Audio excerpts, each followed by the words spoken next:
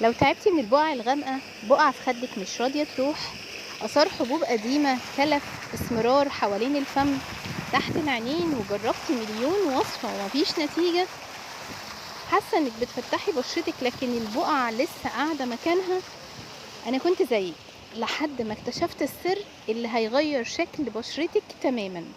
والسر ده بقى مش خلطة ولا وصفة كمان تقليدية كده منتشرة مع البنات، ده مكون موجود في كل بيت تقريبا او في اي صيدلية كمان، لكن الفرق اننا مش هنستخدمه بالطريقة المعتادة، هنفعله مع مكونات طبيعية بتخليه يشتغل اضعاف قوته ويوصل للطبقة اللي فيها البقع ويقشرها بألطف طريقة من غير كمان ما يهيج البشرة. الوصفة دي مش تفتيح وخلاص، الوصفة دي علاج فعلي لأصعب البقع اللي كانت مكسرة ثقتك بنفسك، واللي بقيتي بتضطري تخبيها بالكونسيلر او الفاونديشن، واللي بتطلع اوحش اول ما بتغسلي بشرتك. انا مش جايه اقولك كلام حلو، انا جايه اقولك عن تجربه بنت مصريه زيك كانت بشرتها مرهقه وابتدت من الصفر وجربت حاجات كتير، بس اول مره بشرتها تروق فعلا كانت لما جربت الوصفه دي بالظبط زي ما هشرحها لك دلوقتي خطوه بخطوه. ومش هقولك بقى اسم الكريم، لو عايزه تعرفيه اكتبي لي عايزه اسم الكريم في الكومنتات.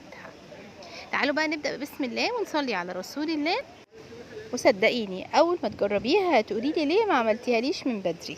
هنعمل ايه بقى؟ هنجيب الكريم اللي قلتلك عليه ده، لو عايز تعرفي اسمه اكتبي لي في الكومنتات اسم الكريم، وهنضيف عليه معلقه من الحليب البودر المجفف، وعليه معلقه من النشا خطيره مع الكريم ده، وكمان معلقه من الحنه البيضاء، وهنقلب تقليبه خفيفه بالشكل ده. وهنجيب بقى عصره نص ليمونه وشيلي البذر منها وابتدي قلبي وادمجي كويس جدا، لان طبعا الليمون مع المكونات دي وخصوصا لما يكون في كريم صعب انك انت تدمجيها بسهولة، لازم تقلبي حبة حلوين.